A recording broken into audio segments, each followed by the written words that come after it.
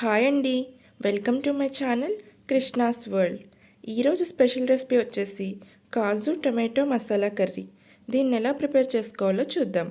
ముందుగా stove on చేసుకుని ఒక ప్యాన్ పెట్టుకుని కొంచెం బటర్ యాడ్ చేసుకోవాలి. బటర్ కరిగిన తర్వాత దీనిలోనికి 2 పెద్ద సైజు ఉల్లిపాయలని ముక్కలుగా చేసుకుని యాడ్ చేసుకోవాలి. అలాగే 2 టొమాటోలను కూడా ముక్కలుగా చేసుకుని యాడ్ చేసుకోవాలి.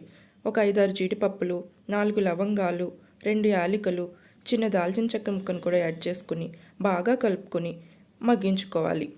మూత పెట్టుకుని మధ్య మధ్యలో కలుపుతూ దీన్ని బాగా మగ్గనివ్వాలి. సిమ్లోనే పెట్టుకుని ఈ ముక్కలన్నీ బాగా మగ్గనివ్వాలి.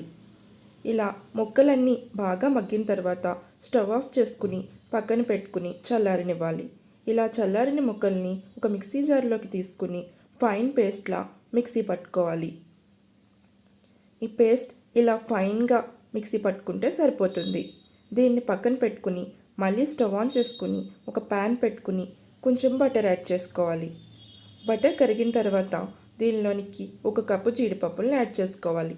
నేను 200 గ్రామ్ జీడిపప్పును తీసుకున్నాను.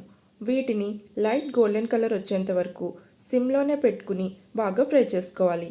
ఇవి ఫ్రై అయిన తర్వాత వీటిని ఒక ప్లేట్లోకి తీసుకోవాలి. తర్వాత ఇదే ప్యాన్లోనికి ఇంకొంచెం ఆయిల్ని యాడ్ చేసుకుని కొంచెం జీలకర్రను, ఒక పెద్ద సైజు ఉల్లిపాయను చిన్న చిన్న ముక్కలుగా కట్ చేసుకుని యాడ్ చేసుకోవాలి. వీటన్నిటిని బాగా మిక్స్ చేసి ఉల్లిపాయలన్నీ బాగా మగ్గేంత వరకు ఫ్రై చేసుకోవాలి. ఉల్లిపాయలు ఫ్రై అయిన తర్వాత దీనిలోనికి చిటికెడు పసుపు, రుచికి సరిపడా ఉప్పు, 2 స్పూన్లు కారం, 1 స్పూన్ అల్లం వెల్లుల్లి పేస్ట్ యాడ్ చేసుకుని బాగా ఫ్రై చేసుకోవాలి. అల్లం వెల్లుల్లి పేస్ట్ పచ్చివాసన పోయేంత వరకు ఫ్రై చేసుకుని దీనిలోనికి 1 స్పూన్ ధనియాల పొడి, 1/2 టేబుల్ స్పూన్ జీలకర్ర పొడి, 1/2 టేబుల్ స్పూన్ గరం మసాలా పొడి వేసుకుని బాగా ఫ్రై అయ్యేంత వరకు ఫ్రై చేసుకోవాలి. తర్వాత దీనిలోనికి మనం ముందుగా మిక్సీ చేసి పెట్టుకున్న పేస్ట్ని యాడ్ చేసుకోవాలి. ఈ పేస్ట్ మొత్తం దీనిలోనికి వేసుకుని బాగా మిక్స్ చేసుకుని మూత పెట్టి కొంతసేపు ఉడకనివ్వాలి. మధ్య మధ్యలో కలుపుతూ మూత పెట్టుకుంటూ ఈ పేస్ట్నంతా బాగా ఉడకనివ్వాలి. ఆయిల్ అంతా పైకి వచ్చి పచ్చివాసన పోయేంత వరకు ఈ పేస్ట్ని బాగా ఉడికించుకోవాలి. తర్వాత దీనిలోనికి 2 పచ్చిమిరపకాయ ముక్కల్ని కూడా యాడ్ చేసుకోవాలి. ఇదంతా బాగా మిక్స్ చేసుకుని దీనిలోనికి కొంచెం వాటర్ని యాడ్ చేసుకోవాలి.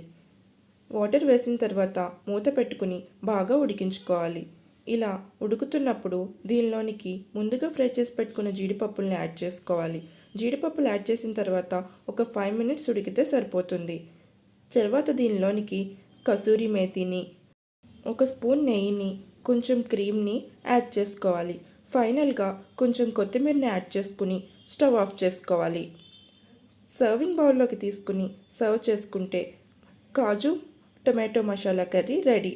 మీరు కూడా ట్రై చేసి ఎలా ఉందో కామెంట్ చేయండి. మరిన్ని రెసిపీస్ కోసం నా ఛానల్ని సబ్స్క్రైబ్ చేసుకోండి. Thank you for watching.